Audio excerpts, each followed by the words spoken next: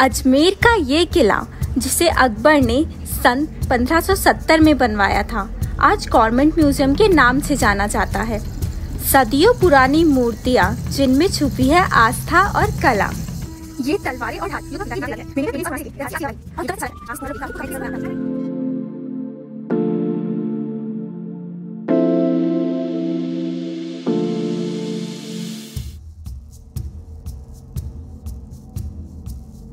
नमस्ते दोस्तों, स्वागत है आपका अजमेर के फेमस गवर्नमेंट म्यूजियम में। आज हम एक्सप्लोर करेंगे इस म्यूजियम के दो फैसिनेटिंग गैलरीज, एक्सकवेशन गैलरी और स्कल्पचर गैलरी।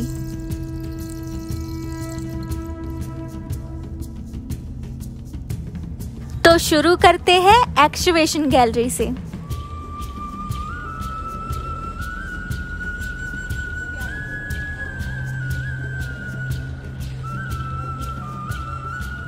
सबसे पहले देखते हैं ये black painted Harappan red pot sherd. ये शायद पुराने पॉट्स के टुकड़े हैं। इन पर बने इंट्रिकेट डिजाइन हमें इंडस वैली सिविलाइजेशन के क्राफ्टमैनशिप और लाइफस्टाइल का आइडिया देता है।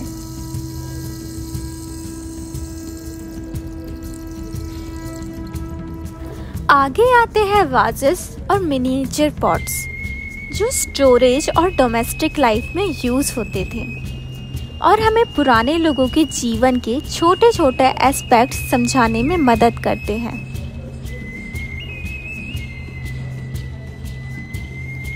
उसके बाद हमें दिखते हैं ह्यूमन फिगरिन्स और एनिमल फिगरिन्स, जो रिलीजन, रिचुअल्स और लाइफस्टाइल को डिपिक्ट करते हैं।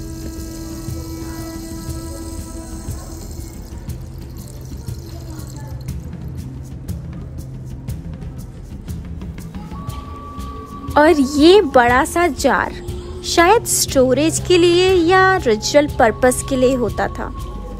ये हमें सोसाइटी का एक इम्पॉर्टेंट एस्पेक्ट बताता है।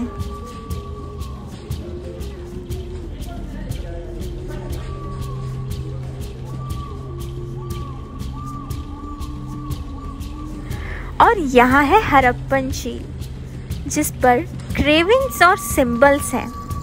इन सील्स का यूज ट्रेड और आइडेंटिफिकेशन के लिए होता था और ये हमें उनका एडमिनिस्ट्रेटिव और कमर्शियल सिस्टम समझाने में हेल्प करते हैं।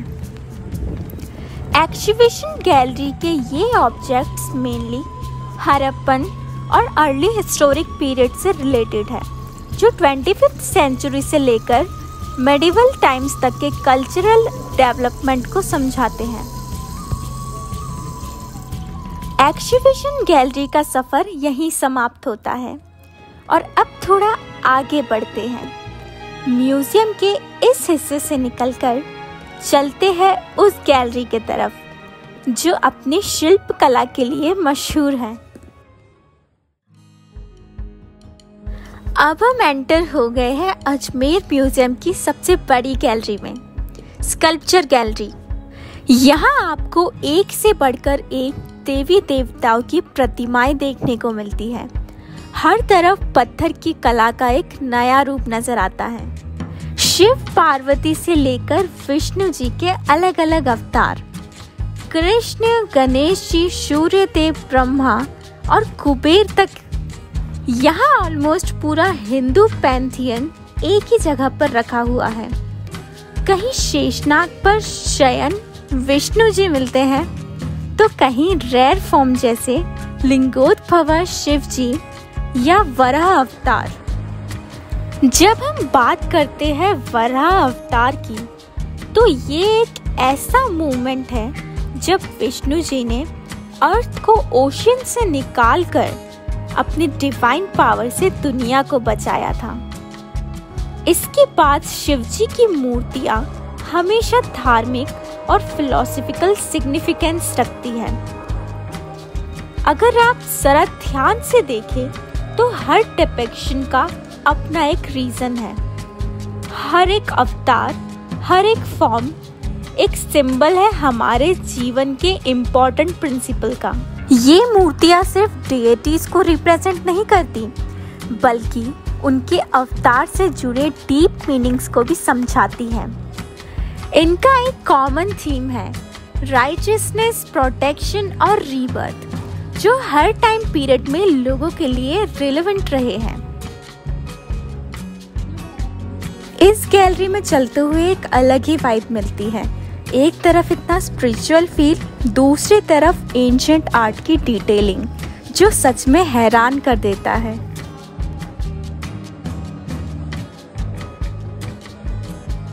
मुझे सबसे ज़्यादा इंटरेस्टिंग लगा ये बड़ा स्कल्पचर, जिसमें ब्रह्मा, विष्णु और महेश तीनों एक ही पैनल में दिखाए गए हैं।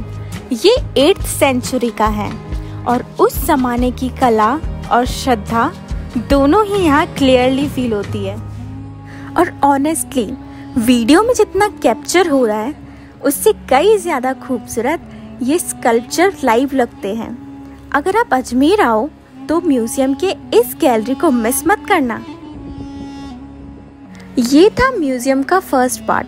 अगले पार्ट में आप देखेंगे वेपन्स और आर्ट गैलरी, राजा और रानी की ड्रेसेस और पृथ्वीराज चौहान और चंद्रबरदाई के स्टैचू।